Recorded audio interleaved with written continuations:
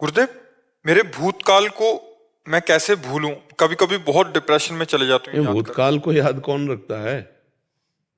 नहीं, भूतकाल को कौन याद रखता है? अपनी माँ के गर्भ में थे, याद है? भूतई काल तो है। कहाँ पूर्व जन्म में क्या थे, याद है? भूतई काल तो है। भूतकाल की स्मृति तुम रख ही नहीं सकते, माया मिटारती चली जा रही। परसों शाम के क्या खाया था, याद है? भूतकाल को मिटा रहा है कि नहीं मिटा रहा?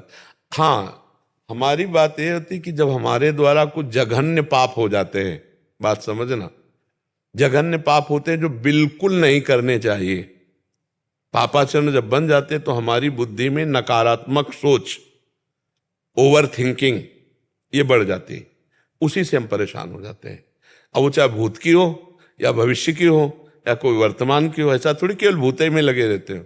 भूतई का भूत नहीं है, वो भविष्य का भी भूत है, वर्तमान का भी भूत है, पंचभूतों का भी भूत चढ़ा हुआ है। नाम जप करो, भगवान का आश्रय लेकर गलत पापाचरण मत करो, सब ठीक हो जाएगा। और भगवान से विमुख है तब लग कुशल न जीव को सपने मन विश्राम। स्वप्न में भी शांति नहीं मिल सकती, जागृत की कौन कहे, भगवान से विमुख पुरुष को कभी शांति नहीं मिल सकती। इसलिए भगवान का आश्रय लो, नाम जप करो। और हमारा मन का एक स्वभाव है, वो नवम नवम बातें पकड़ता रहता है, पुरानी बातें पकड़ता रहता है, वर्तमान में कल्पना करता रहता है। हमको समय नहीं देना उसको, उसको नाम जप में लगाना। ये भूत है, इसको नाम जप में लगाओ, राधा राधा राधा राधा, अभी आनंदित हो जाओगी। और जैसे ये कह दे कि भूतकाल की बातें विस्मरण नहीं होती तो गलत, ये काम माया है का है, वो अपने आप करती रहती। नहीं, आप बताओ 4 दिन पहले क्या खाया था? बोले याद नहीं है, अब याद करना पड़े। तो याद नहीं 4 दिन की बात, तो तुम भूतकाल की बात कैसे याद रखते हो? हमारे मन की दशा को पहले पकड़ो। हमारा मन पापाचरण के कारण अपवित्र हो गया, अपवित्र के कारण वो नकारात्मक सोच और व्यर्थ चिंतन, जिसे ओवर थिंकिंग कहते हैं, वही हमको परेशान कर रही, जो हमें डिप्रेशन तक पहुंचा देगी। या पहुंच गई हो, दवा चल रही हो तो बात है, नहीं तो आगे पहुंचा देगी।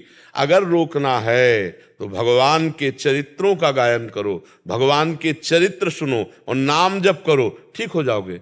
सैकड़ों भाई ऐसे आए जो कह रहे हम डिप्रेशन की दवा ले लेकर परेशान थे, लेकिन जब से सत्संग सुना और नाम जप शुरू किया हम ठीक हो गए। ऐसे सैकड़ों भाई हमारे सामने यही बात करके गए। तो हमें लगता है कि हम डिप्रेशन जो पहुंचते हैं उसका कारण समझो पाप, व्यर्थ चिंतन, नकारात्मक सोच। उसको नष्ट करने के लिए भगवान का नाम गरज रहा है। खूब नाम कीर्तन करो, नाम जप करो, भगवत चरित्र सुनो, सत्संग सुनो, अभी आनंद आने लगेगा। चिंतन बदल जाए ना तो आनंद, आनंद आपके चिंतन में है। आपका चिंतन नकारात्मक हो गया तो हम एक बार सुनाया था एकांत में कि 2 ब्राह्मण बैठे थे, तो एक धनी आया, उनको निमंत्रण करके ले गया और खवाया पियाया और 11-11 रुपया दक्षिणा दी। और उसमें एक ब्राह्मण संतुष्ट निकला और एक ब्राह्मण जल रहा था। तो पूछा जिस कि भाई आप संतुष्ट क्यों हो, प्रसन्न हो बड़े? तो उनका भाई आज तो भोजन की भी व्यवस्था नहीं थी, भगवान ने भोजन की भी व्यवस्था दी और 11 रुपया दक्षिणा दी। दूसरे से पूछा आप जल क्यों रहे हो? बोले जब आपने कहा निमंत्रण तो हमने सोचा 51 तो देगा ही, तो तुमने 11 दिया, हमारे 40 का घाटा हो गया, इसलिए मैं जल रहा हूं। अब आप बताओ जजमान का दोष है या चिंतन का दोष है? चिंतन का दोष है ना। एक खुश है और एक जल रहा है। तो यदि हमारा चिंतन ठीक हो जाए तो हर परिस्थिति में हम आनंदित हो सकते हैं। तो वो चिंतन ठीक होगा चित्तचोर प्रभु का चिंतन करने से। इसलिए नाम जप करो, भगवान के आश्रित रहो और व्यर्थ का चिंतन बंद करो। अगर नाम जप नहीं करोगे तो व्यर्थ का तो चिंतन होगा, और व्यर्थ का चिंतन होगा परेशान करेगा। काहे को व्यर्थ का चिंतन? हो ही सोई जो राम रचि राखा, को करी तर्क बढ़ावे साख। अस कही जपन लगे हरि नामा, आगे कविता है, अस कही जपन लगे हरि नामा। निरंतर नाम जप करने वाले को कभी भी कोई समस्या नहीं होती। भगवान शिव भी ऐसा विचार कर वही होगा जो भगवान ने चाहा है और नाम जप करने। तो हम काहे को ओवर थिंकिंग करें? ऐसा हो गया तो अरे भगवान है ना, नहीं ऐसा हो गया तो वो ऐसा भी भगवान है ना। कर तुम अकर तुम अन्यथा कर तुम सर्व समर्थ भगवान है। तो हमें लगता है क्यों हम कल के लिए इतना चिंतित हो जाएं कि दवा खानी पड़े? ओवर थिंकिंग क्यों? नकारात्मक सोच क्यों? नाम जप करके। अब आपका भगवान से परिचय नहीं इसीलिए है ना, नहीं आप भी तो भगवान के अंश हैं, जैसे हम भगवान के अंश हैं ऐसे आप भी अंश हैं, पर आप भगवान से मतलब नहीं रखते, इसीलिए आपकी दुर्दशा है। और भगवान से अभी मतलब रख ले तो आप देख लो, हम यही पूरे जीवन देखा है, पूरे जीवन देखा है उनका प्यार ऐसे, जैसे लिखा है ना जो भक्तों के लिए, भक्तन पाछे यूं फिरे जो बछड़ा संगाए, जहां जहां भक्त चरण रखे वहां वहां रखूं हाथ, पीछे पीछे मैं फिरूं कभी न छाड़ूं साथ। ये जीवन भर देखा है कि भगवान कैसे प्यार करते हैं। और आप भी अगर भगवान के हो जाए तो आपको अनुभव में होने लगेगा भगवान कैसे प्यार करते हैं। जी। पूर्णिमा पांडे जी काशी से। राधा वल्लभ श्री हरिवंश महाराज जी, महाराज जी आपके चरणों में कोटि कोटि प्रणाम। महाराज जी आपकी कृपा से जीवन में ऐसा परिवर्तन आया है कि पूरा जीवन और चिंतन ही बदल गया है। महाराज जी मेरा एक प्रश्न है, विरक्त जीवन जीने के इच्छुक अविवाहित साधक साधिका जो अपने शरीर के माता पिता के साथ रहकर साधनरत हैं, उनके लिए क्या क्या सावधानियां हैं? क्योंकि परिवार में रहते हुए बहुत सी ऐसी व्यवहारिक चुनौतियां आती हैं जिससे कभी कभी असमंजस की स्थिति आ जाती है और साधना भी प्रभावित होती है। आजीवन ब्रह्मचर्य और गृहस्थ में रह करके बस सावधानी विशेष यही रखनी कि रिश्ते नाते संबंधी जन सब आते हैं, आपकी सैया आपकी ही केवल होनी चाहिए। उस शैया पे ना कोई रिश्तेदार, ना कोई नातेदार, ना कोई भी परिवार का सदस्य शयन नहीं करना चाहिए। क्योंकि जिस शैया पर हम शयन करते हैं, अगर उस पे भोगी पुरुष शयन करेंगे तो उसमें भोग के परमाणु होंगे और हमें शयन के समय काम वेदना जागृत होकर के हमें परेशान करेगी। अगर कभी ऐसे रिश्ते नातेदारों के घर भी जाना पड़े, मान लो गृहस्थी में रहते हुए, तो उस उपासक को चाहिए कि एक अपना वस्त्र रखे ऐसा बिछाने वाला, चाहे वो एक चद्दर ही क्यों ना हो, वो पर्सनल अपने उस सैया के ऊपर अपना चद्दर बिछाकर ही शयन करे, अपना आसन और अपना भोजन का पात्र। अगर भोजन का पात्र मान लो एक रिश्तेदार है आपके घर आया है, आपके घर वो मांस नहीं पाएगा पर वो बाहर मांस खाता है, वो मांस खाने वाला शराब पीने वाला उसी पात्र में भोजन पाया और उसी पात्र में आप भोजन पाएंगे, आप ब्रह्मचर्य नहीं रह सकते, आप साधना नहीं कर सकते। इसलिए ब्रह्मचर्य और साधन परायण उपासक को अपने पात्र और अपना शयन और अपना आसन ये बिल्कुल अलग रखना चाहिए। अगर ये रख पाया तो मुझे लगता है घर में भी रहते हुए ब्रह्मचर्य रह पाएगा और भगवत आराधना कर पाएगा। नहीं तो संस्कारों का बड़ा प्रभाव होता है। चित्रकूट में हमें युगल किशोर ले गए तो उन्होंने एक जगह नया घर बना था, तो एक चौकी थी उसमें शयन कराया, और शयन कराने के थोड़ी ही देर में हम उठ के बैठ गए तो वो लोग बैठे थे। तो हम कहा आप लोग बैठे गए? बोले पहले आप बताओ आप कैसे उठ पड़े?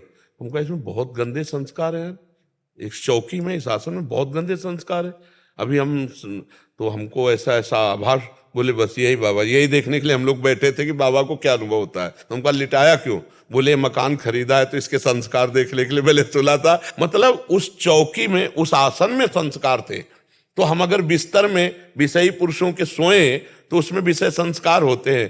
तो हमको आजीवन ब्रह्मचर्य रहने के लिए अपने भोजन के पात्र और अपने शयन और अपने को पवित्र रखना, 2 बार स्नान तो करना ही है अगर आजीवन ब्रह्मचर्य रहना है। नैष्ठिक ब्रह्मचर्य के लिए त्रिकाल स्नान, आज हमने सत्संग में बताया पूरा जीवन हो गया 3 बार स्नान करते हैं।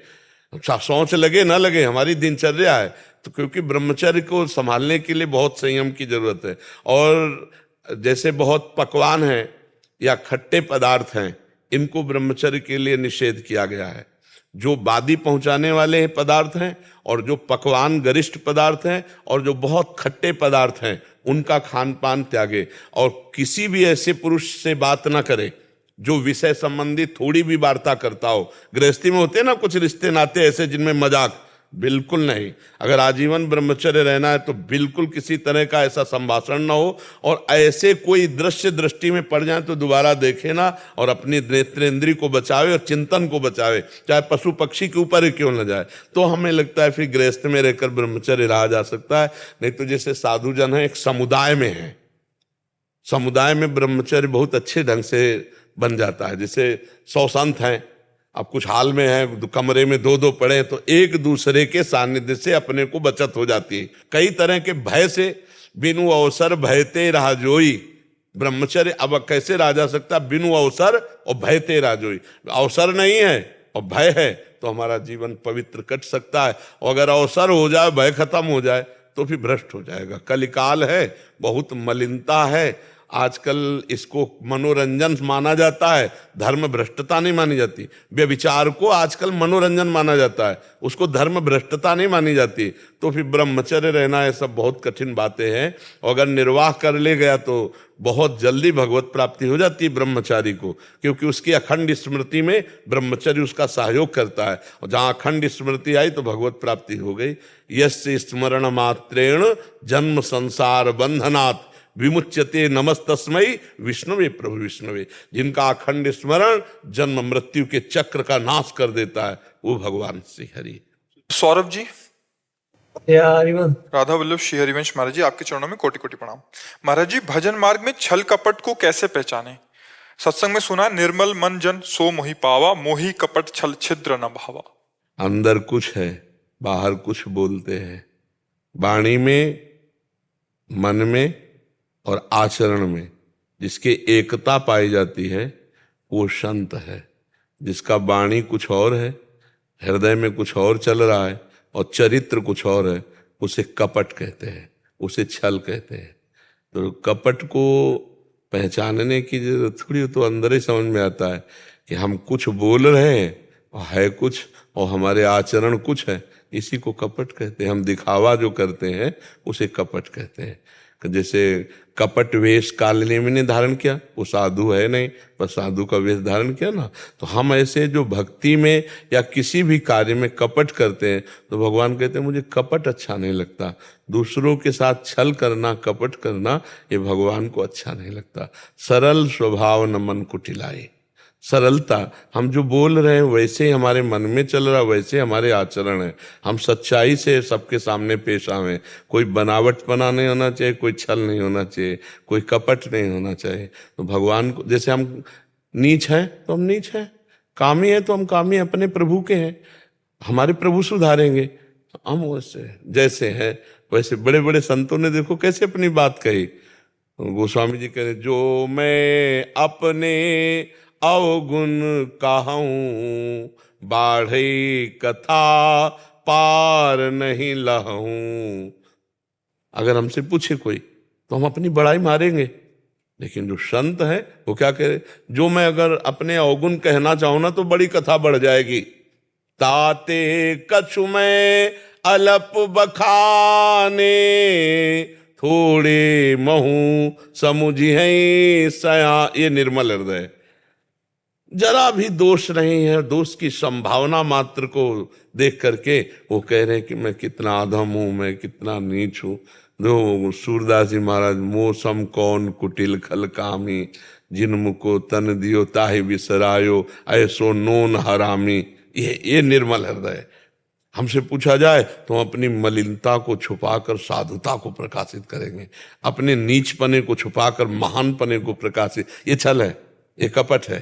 भगवान करे मोह कपट छल छिद्रन, निर्मल जन मन सो। देखो निर्मल मन से हनुमान जी महाराज कह रहे, असमय अधम सखा सुन मोहू पर रघुवीर। नहीं कह रहे मैं ऐसा अधम हूं ऐसा। सबरी जी देखो निर्मल हृदय, अधम ते अधम अधम मति नारी, तिनमा मैं मति मंद अघारी।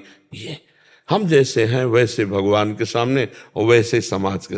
कोई नाटकबाजी, कोई दंभ, कोई पाखंड, कोई छल कपट, ऐसा हम ना करें कि अपने को श्रेष्ठता दिखाने के लिए हम श्रेष्ठ है नहीं और श्रेष्ठ बात करें। अंदर हमारे बहुत गंदगी, आचरण हमारे बहुत गंदे और हम अपने को महान साबित। तो ये कपट है, ये छल है, ऐसा है। प्रमिता जी, काठमांडू नेपाल से। राधे राधे महाराज जी, आपके चरणों में कोटि कोटि प्रणाम। महाराज जी, जीवन में अगर कोई महापाप हो जाए तो उसकी मुक्ति के लिए श्रीमद् भागवत पारायण कराएं या नाम जप ही चल जाएगा? दोनों। श्रीमद् भागवत का 18,000 श्लोक किसी विद्वान ब्रह्म ऋषि से पाठ कराएं और नाम जप करें, और आगे वो पाप दोबारा ना हो तो वो नष्ट हो जाएगा।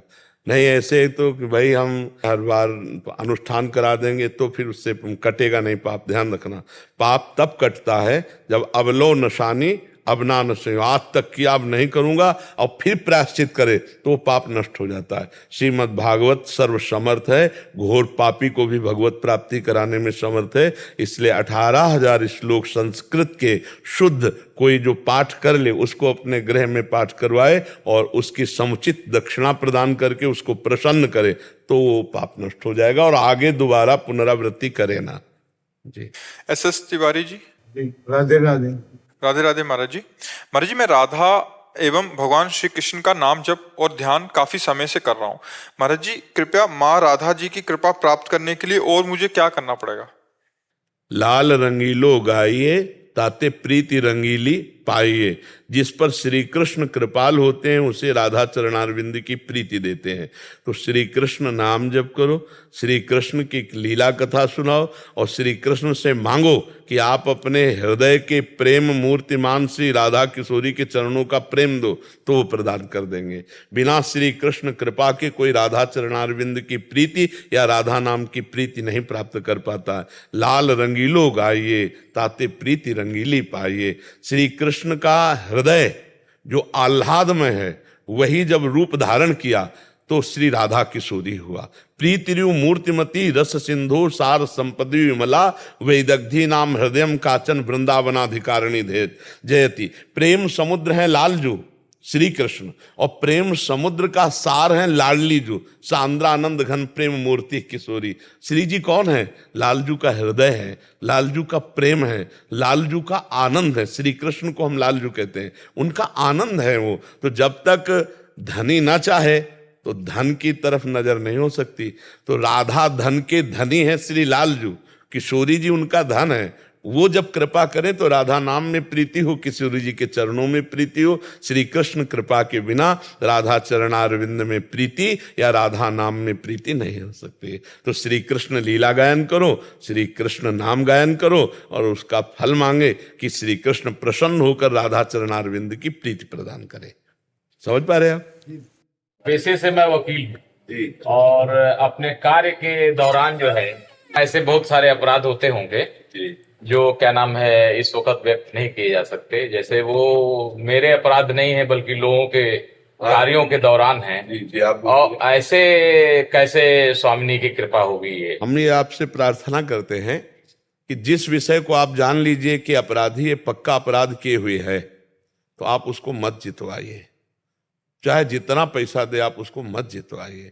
अब इस बात पर अगर कह सकते हैं मेरा पेशा है, नहीं मैं उसमें नहीं, जैसे मान लो आप कह सकते हैं कि मैं एक वकील हूं और मेरा पेशा है, तो हम मुझे प्रश्न करते हैं कि जैसे आपकी बहन के साथ कोई गलत आचरण करने वाला आदमी पकड़ के आएगा और वो आपको पैसा देगा तो आप उसे स्वीकार नहीं करेंगे, उसको दंड दिलाना ही आपका कर्तव्य बनेगा, है ना। अगर आपके भाई के साथ कोई गलत ऐसा व्यवहार करे, आपके परिवार के साथ व्यवहार करे, तो आप किसी भी स्थिति में पैसा लेकर उसका पक्ष नहीं लेंगे। अगर आप ऐसे धर्मयुक्त वकील बन जाएं तो हमारी लाडली जी की विशेष कृपा के पात्र बन जाएंगे। जिसे जानते हैं दोषी है उसका कभी भी भेंट स्वीकार ना करें और उसका पक्ष ना लें, और जिसे जानते हैं निर्दोष है तो जरूरत पड़े तो पैसा लगा के उसको जिता दीजिए निर्दोष को, और जरूरत पड़े तो पैसा लगा के दोषी को दंड दिलवा दीजिए। तो इससे भगवान की कृपा आपको प्राप्त हो जाएगी।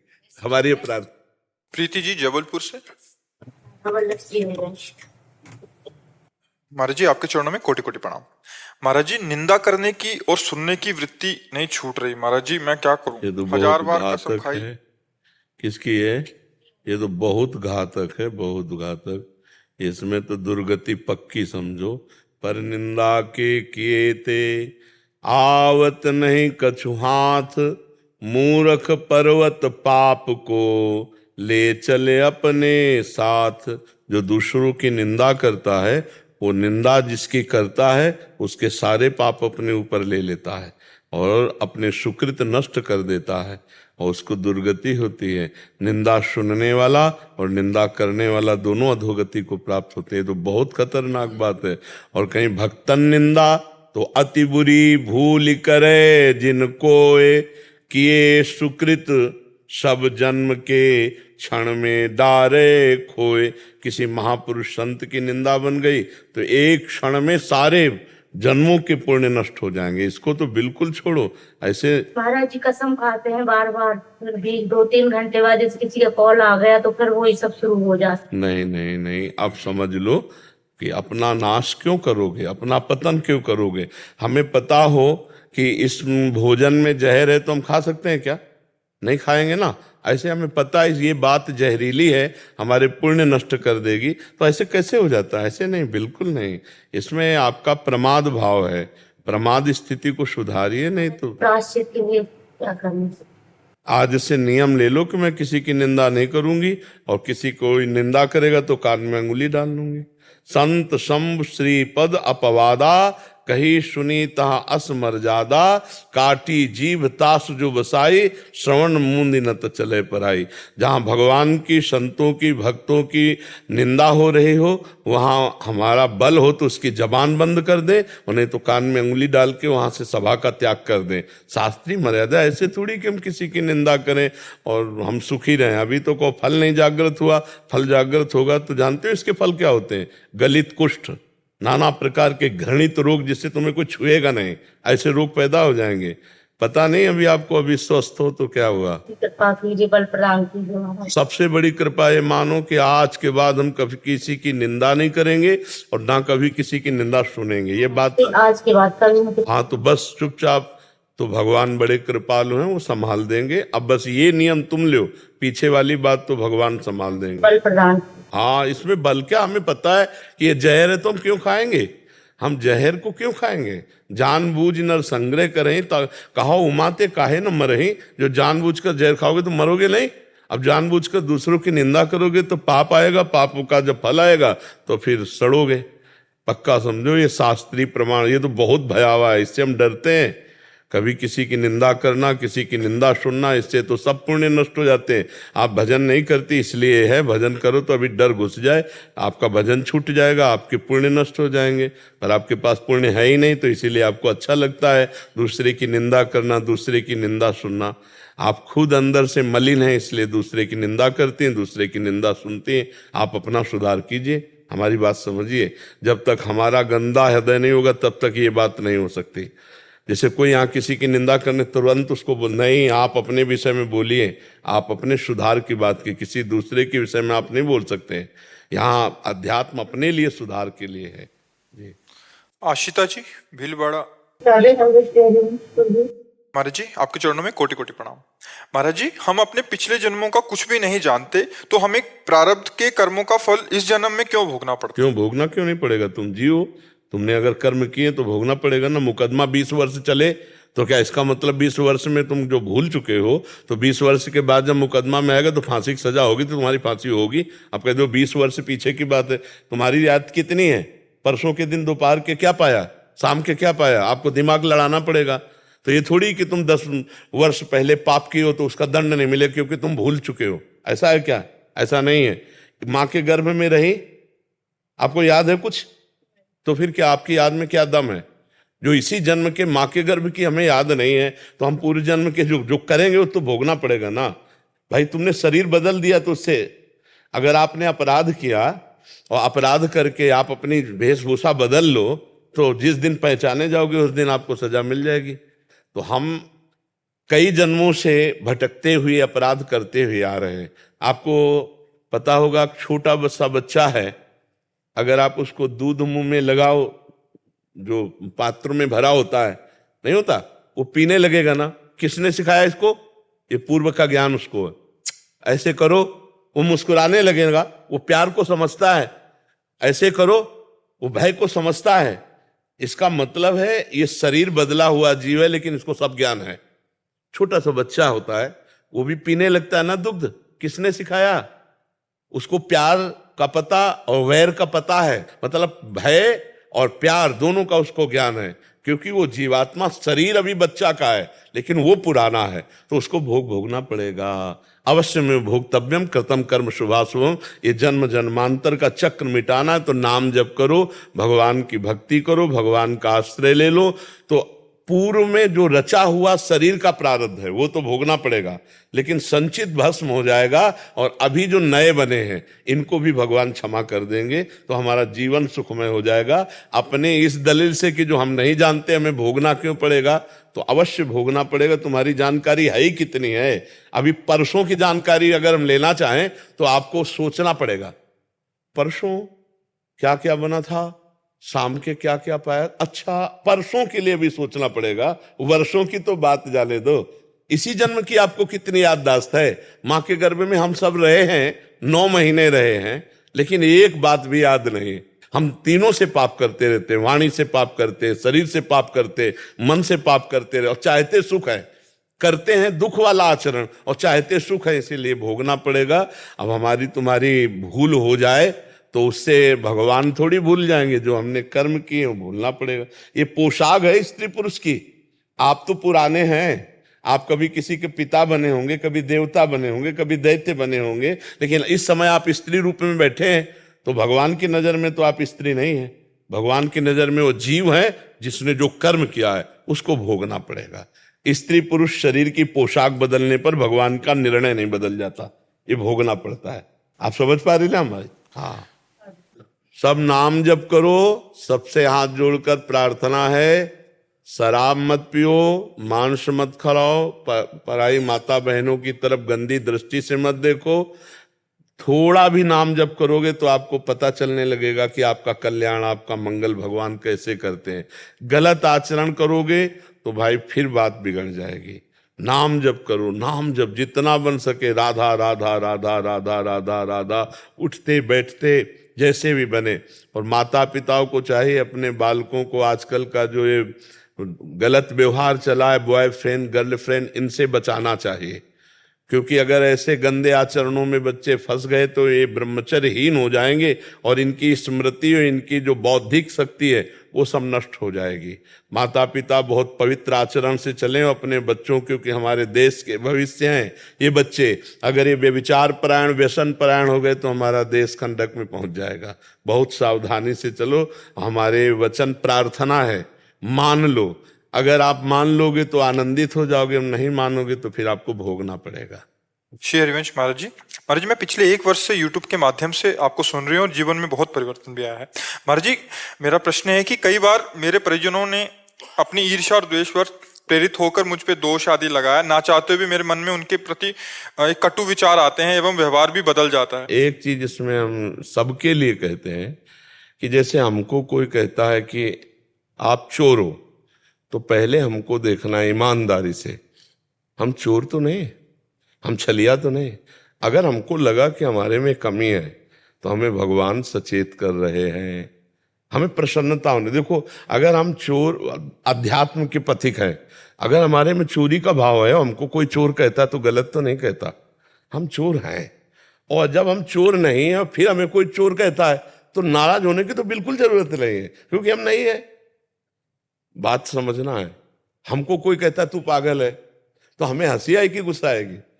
हमें हंसी आएगी, ये खुद पागल है, हमको पागल, क्योंकि हम पागल नहीं। अब पागलपना अगर चढ़ेगा तो बोले हम कैसे पागल है, अब मारना पीटना शुरू कर दिया, वास्तविक पागल आदमी है, वास्तविक पागल। उसको ख्याल नहीं है अध्यात्म का, बेमतलब में झगड़ा मोल लिया तो पागल आदमी है ना। तो हम कह रहे जब हमारी कोई निंदा करता है, बुराई करता है, तो हमको पहले जांच करनी कि वो बुराई के लक्षण हम में है क्या। अगर है तो यार बढ़िया बात है, सामने वाला हमारी गंदगी देखकर हमको बता रहा है, हमें सुधार लेना चाहिए। और यदि नहीं है तब तो हंसने की बात है यार। हमको कोई कहे चोर, अच्छा मान लो हमसे कोई कहे कि आप कलेक्टर साहब, हमको कोई कहे कलेक्टर साहब, तो हम मान लेंगे क्या कलेक्टर है? बस हम तो हंसेंगे ना यार, हम बाबा जी, हम कलेक्टर कहाँ से है। तो हमें क्या होता है कि कहीं ना कहीं हम इस व्यवहार को सत्य मान लेते हैं, झूठे व्यवहार को, तो फिर हमारे अंदर द्वेष आने लगता है। मैं बुरा हूं नहीं, इसने बुरा कह, और सही बात पूछा जाए तो ये तभी लगता है जब होता है कुछ। आप समझना, अंदर हमारे अज्ञान के कारण कुछ मलिनता होती तभी ये बात होती, नहीं तो बिल्कुल प्रभाव नहीं पड़ेगा। कैसे को प्रभाव पड़ेगा बोलो? लेकिन शक हो जाता है कई बार खुद में कि नहीं, खुद में शक नहीं। जैसे आप प्रेम से बहुत मिल रहे हो, हाँ, और वो भी आपके साथ बहुत प्रेम में हो गया, और फिर बाद में उसको ऐसा लगता है कहीं फायदा उठाने के लिए तो नहीं हमसे इतना मिलना शुरू कर। नहीं तो आप उसमें भगवत भाव कीजिए। अध्यात्म के जब पथिक है तो उसे व्यक्ति भाव न रखिए, भगवत भाव कीजिए। अगर फायदा उठा लेता है तो बढ़िया बात है। हम किसी के फायदे में आए, किसी का नुकसान नहीं किया, ये हमारे गर्व का विषय है। हम लूट गए लेकिन किसी को लूटा नहीं, यही खास बात है। अध्यात्म की बात क्या है, यही खास बात है। अगर हम अध्यात्म, मान लो आप सत्संगी तो हैं क्योंकि सत्संग में आए हुए हैं, तो हमको ये सीखना होगा कि अगर हम सामने वाले व्यक्ति में अपने भगवान को देख, भगवान है ही, बिना बिजली के कोई यंत्र नहीं चल सकता, ऐसे बिना ईश्वर के कोई शरीर में हरकत नहीं हो सकती। वही है, जो भी हरकत सृष्टि में हो रही है वो ईश्वर से ही हो रही है। जैसे वृक्ष में नवीन कोपे आना बढ़ना, वो सब ईश्वर से ही है। तो सामने अगर हमारा प्रभु है और वो हमसे कुछ लाभ ले लेता है, हमें पता है लाभ ले लेता है, तो हमको चुप रहना चाहिए, ले लो लाभ। तो जो ईश्वर को देखकर आपने घाटा सा और उसका लाभ हुआ, वो इतना बड़ा लाभ आपको दे देगा आध्यात्मिक ऊंचाई का कि जो न रुपये से मिलता है न किसी प्रयत्न से मिलता है। ये बात समझनी चाहिए। तो हमारा कभी किसी भी विषय में हृदय असंतुष्ट होना बनता नहीं अगर सही ज्ञान हो। जब हमारा अज्ञान हमारे ऊपर छा जाता है तब फिर लड़ाई झगड़ा मारपीट शुरू हो जाती है। वो अज्ञान के कारण होती है, नहीं तो हर बात के ज्ञान के द्वारा काट है जो इसमें हम प्रसन्न रह सकते हैं। और प्रसन्न रहना ये सबसे बड़ी साधना है, संतुष्ट रहना सबसे बड़ी साधना है। तो समझ पाओ सखी, तो किसका प्रश्न था? आपको समझ पाई हमारी बात? मेरा बहुत दुख आता है कि मन को खाली काहे को रखती हो? राधा राधा क्यों नहीं जपती? खाली रखोगे तो दुख रहेगा, बेकार की सोच पैदा करेगा, जलन करेगा। इसीलिए तो हर दवा है ना भाई, एक दवा है इंजेक्शन लगाना, एक दवा है कि भाई टेबलेट पाना, एक दवा है कि अब तो सीरियस मैटर है, अस्पताल में भर्ती होना पड़ेगा। ऐसे हम लोग बीमार हैं, कुछ दवा खाने की, कुछ दवा पीने की जैसे दी जाती है ना, ऐसे दवा नाम है जपने की, सत्संग है सुनने की, ये जो ज्ञान की बातें हैं ये विचारने की, तो आपका हृदय ठीक हो जाएगा। सदगुरु वैद्य बचन विश्वासा, सदगुरु डॉक्टर है, भवरोग की दवाई। आप मान लो अभी आनंदित हो जाओगे, राधा राधा राधा राधा बोले, राधा राधा, अभी आनंद आ जाएगा। गुरु महाराज जी, आपने का पहला प्रश्न था ना, आपने कहा कि जैसे कि रसिक संत है, रसिक एक ज्ञानी है, तो क्या हम ब्रह्म ज्ञानी में बैठ तो सकते हैं? नहीं, सेवा सबकी करे, हमने कहा सेवा सबकी करे, सुने सबकी, हम अपने को गुप्त रखे। अपनी चर्चा क्या हुई, अपने को गुप्त रखे। वहां हमारे मतलब की बात मिली तो स्वीकार कर लिया, नहीं भगवत चर्चा प्रणाम किया, चलिए। हाँ, उसमें कोई परेशान। देवराज जी, राधे राधे, जय जय श्री हरिवंश। श्री हरिवंश महाराज जी, राधे राधे। महाराज जी, दिनचर्या और नियमावली बनाना तो आसान सा लगता है, परंतु उसे आचरण में लाना बहुत मुश्किल, बहुत प्रमाद आलस्य भी हो जाता है शायद, क्योंकि अभी इतनी विकलता नहीं है भगवत प्राप्ति की। हाँ, विकलता नहीं है, नहीं भगवत प्राप्ति की आपकी महत्व बुद्धि नहीं है। नहीं तो जैसे अपने लोग हैं ना, तो दिनचर्या ऐसे थोड़ी बनाई। जैसे आज की तुम्हें बता रहे हैं, 12 बजे रात्रि के नेत्र खुले, तो लगा अब तो 1 घंटा केवल रह गया, हम 1 बजे शौच स्नान को जाते हैं, कहीं लेट गए तो सो जाएंगे, तो सोफा में बैठ गए शांत। 1 घंटा पहले से तैयारी है कि हमको स्नान जाना है, 1 बजे स्नान, क्योंकि 2 बजे तो रोड में उतर आते हैं। आज भी वही अभ्यास है जो बचपन का था। हमने बचपन में सर्दी में कभी कंबल नहीं ओढ़ा, इसी बात से कि हमारी दिनचर्या बिगड़ जाएगी। घंटे 2 घंटे ऐसे मार्किन के कपड़े से ऐसे उठ के बैठ गए। भजन ऐसे थोड़ी, रात दिन एक करके भजन, भूख प्यास गर्मी सर्दी बरसात, तब कोई वस्तु हासिल करने के लिए, मतलब ये जगत की वस्तु हासिल करने के लिए कितनी मेहनत कर, फिर जगदीश को हासिल करने के लिए। तो दिनचर्या में जब महत्व बुद्धि होगी तब उठ जाएगी। शरीर की स्थिति ठीक नहीं, फिर भी नहीं मानते। हमारे अनंत जन्मों के प्यारे भगवान से मिलने का अवसर आया है, अब हम चूकेंगे नहीं। अव्यक्त भगवान जब जानते हैं कि ये मुझको देखा नहीं फिर भी मेरे से प्यार कर रहा है, इसलिए भगवान विशेष कृपा उस पर करते हैं। नाम जप का, नियमावली का ऐसा सुन रखो कि हमने कभी अलार्म नहीं रखा, अलार्म वाला सिस्टम कभी नहीं रखा। दिमाग का अलार्म ऐसा चलता रहा है कि 5 मिनट ऊपर नीचे की बात नहीं कह सकते, नहीं कभी ऐसी, कभी 102 बुखार, किडनी फेल, चलने की हिम्मत नहीं, हमें पकड़ो, हमें ले चलो। हमें पकड़ के लेना, हमारी जो नियमावली हमें कराओ। अगर हम 4 राउंड घूमते हैं तो हम नहीं चल पा रहे तो व्हील चेयर में बैठा लो, हमें 4 राउंड घुमाओ। हमारी दिनचर्या है। ऐसे जिद्दी स्वभाव से दिनचर्या, ऐसे नहीं यार आज तो सो जाते, ऐसे कभी पूरे जीवन में ऐसा नहीं होगा। कभी जीवन में ऐसा जो नियम ले, जो दिनचर्या बनाए, उसको सांगो पांग जिद्दी स्वभाव, तब तो पार हो जाए। माया तो फिसला देगी, माया फिसला देगी। नियम ही प्रेम को प्राप्त कराता है, अगर नेम नहीं तो फिर प्रेम कैसे प्राप्त हो जाए। महाराज जी बचपन से जल्दी उठने का अभ्यास था। हाँ, तो इसमें माता पिता को प्रणाम करते हैं कि उनका विशेष योगदान था। और 2 बजे के संस्कार गुरु जी ने डाले। जो हम जिनकी शरण में गए 13 वर्ष की अवस्था में भाग के, तो ऐसे तखत में वो लेटते थे, नीचे जमीन में हम लेटते थे। तो जहां 2 बजते कहते, बच्चा उठ उठ, देख किसान लोग हल जोतने जा रहे हैं, तुम बाबा जी होकर पड़े, उठो बैठो। 2 बजे उठ के माला लेकर खड़े हो जाओ, नींद ना आए, खड़े होकर जपो। वो बैठे जप रहे हो जा, थोड़ा सा जहां प्रकाश जैसा हुआ तो फिर गंगा स्नान आदि के लिए, क्योंकि बहुत 2 बजे अंधेरे में कहीं सांप बिछे तो ऐसे। महाराज जी 13-14 साल की अवस्था में तो ऐसा लगता है कि हम भी खेलें कूदें, तो आपके मन में हमें नहीं आया कभी, भगवान की कृपा से हमें दोस्त बनाना नहीं आया, कभी खेलना नहीं आया। हमारे मन में एक ही लगन लगी थी, मैं कैसे भगवान को प्राप्त करूं। ये कोई पूर्व जन्म का भजन का होगा, भगवान की कृपा से। हमें कभी जैसे कोई उत्साह हो तो हमें उदासीनता आती थी। हमें नहीं आता था कि लोग नाच रहे हैं, उत्साह कर रहे, तो अब जैसे होली है, दीपावली, लोग उत्सव मना रहे, तो हम एकांत में खड़े होकर विचार करते थे। हमारा चिंतन अलग चलता था। कभी हमारा आज तक कोई दोस्त नहीं बना, आज तक किसी से हमारी दुश्मनी नहीं, ना मित्रता, ना काहो से दोस्ती, ना काहो से बैर, कोई परिचय में ही नहीं, रिश्तेदार नातेदार कोई कहीं का भी कि अच्छा आप वो, ऐसा कभी परिचय नहीं। सबसे उदासीन, सबसे ऐसा, न कभी खेलने का मन हुआ, न कभी ये सब टीवी देखने, ये संसारिकता। अब टीवी में क्या देखना, झूठा संसार उसमें और झूठा टीवी में क्या देखना। जितने नाटक हैं, जितनी फिल्में हैं, सब झूठी ही तो है, क्या देखना है। भगवान ने एक तो संसार ही झूठा बनाया, उसमें भी झूठी फिल्म देखे, कभी मन में रुचि नहीं हुई। और वो भगवान की कृपा है, इसमें हमारी कोई साधना नहीं, इसमें भगवान की कृपा रही।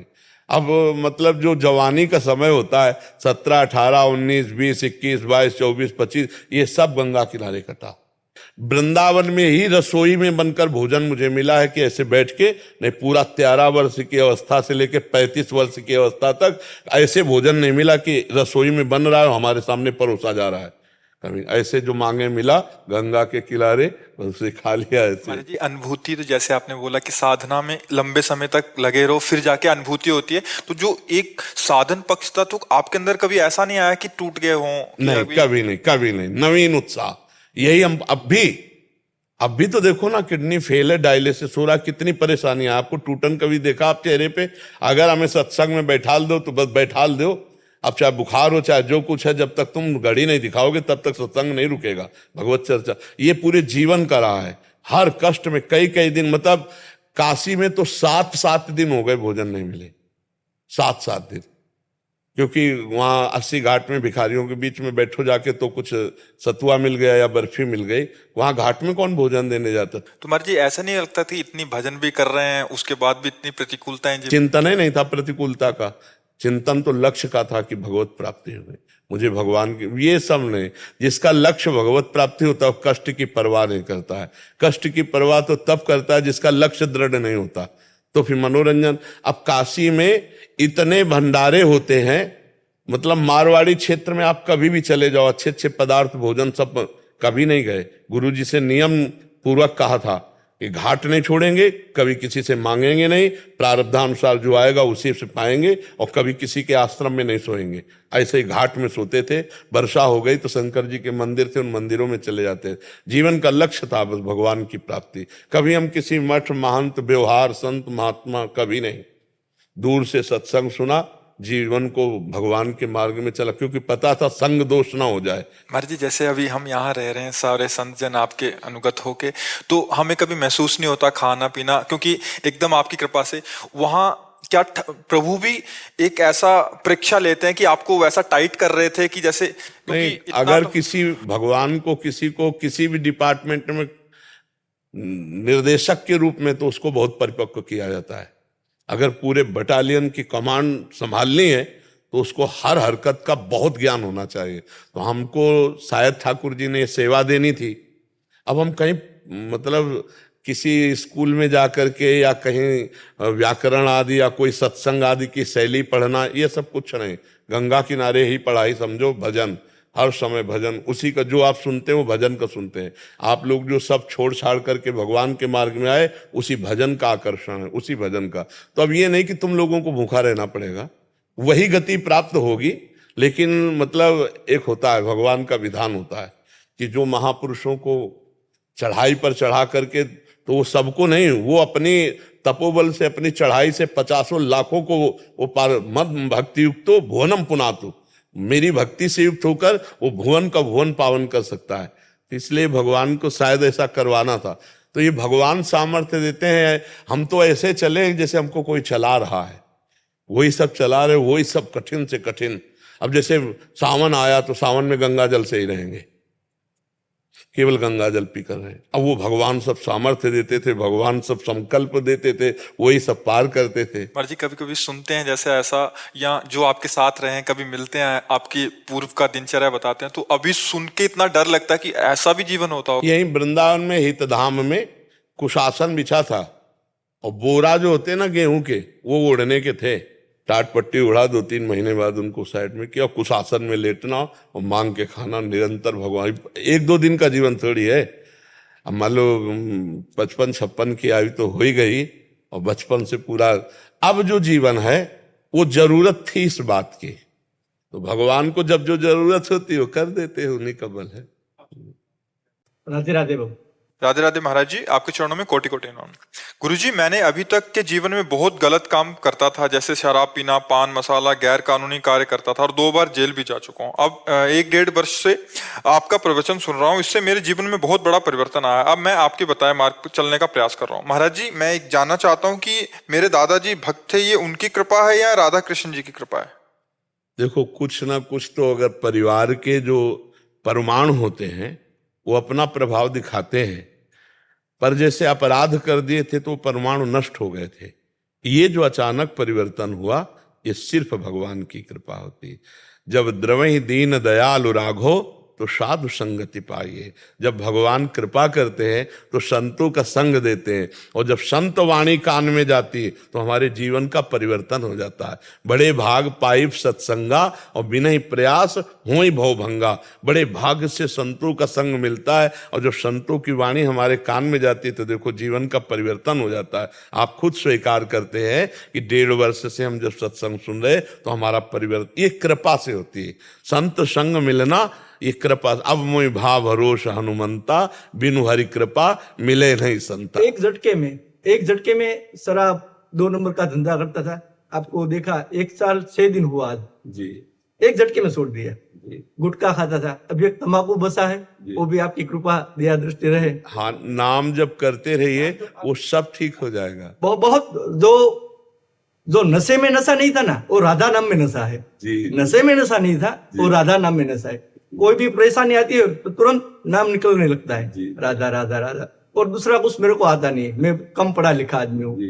बढ़िया है, भगवान और कुछ आए बिना इतने ही याद बना रहे, इससे बढ़कर क्या है। हमारी महारानी जी का नाम जिब्या पे है ना, अनुल्लिख्यानंतानपि तदपराधान मधुपतिर महाप्रेमा विष्टस तो परम देयम विमसति तवैकम श्री राधे गृणति ही नामामृत रसम महिमना का सीमाम इस प्रसति तो उदास्यक मनसाम। जिस समय कोई राधा राधा राधा बोलता है तो अनुल्लिख्यानंतानपि तदपराधान मधुपतिर, मधुपति श्री कृष्ण उसके लिखे हुए रजिस्टर जो पाप के हैं उनको फाड़ के फेंक देते हैं, और अनुल्लिख्या आगे लिखेंगे नहीं, जिसकी जिह्वा से राधा राधा राधा राधा। जो राधा नाम जप करता है उसकी ऐसी महिमा को भगवत प्राप्त हो जाता है। फिर हे किशोरी, जो आपकी दासता करते हैं, आपकी सेवा करते हैं, उनको क्या प्राप्त होता होगा। जो राधा नाम केवल रटते हैं उनको परम पद प्राप्त हो जाता है, और जो राधा किशोरी जी की सेवा में दासता में है उनकी महिमा का वर्णन क्या हो सकता है। इसलिए बड़े सौभाग्य से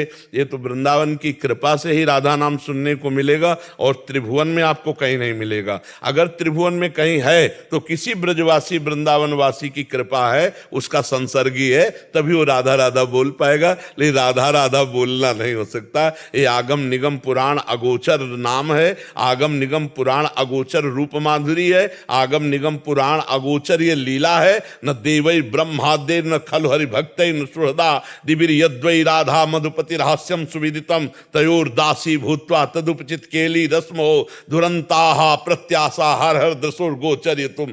न देवताओं को ये सौभाग्य है, न ब्रह्मा जी को सौभाग्य है, और न बड़े बड़े सुहृदों को भगवान के सौभाग्य है कि वो राधा राधा रट लें। ये वृंदावन की कृपा जिस पर हुई उसी के सौभाग्य है। कृष्ण कृपा हुई ना मेरे पे। जी, पूर्ण पूर्ण, बिना कृष्ण कृपा के राधा बोल नहीं सकते।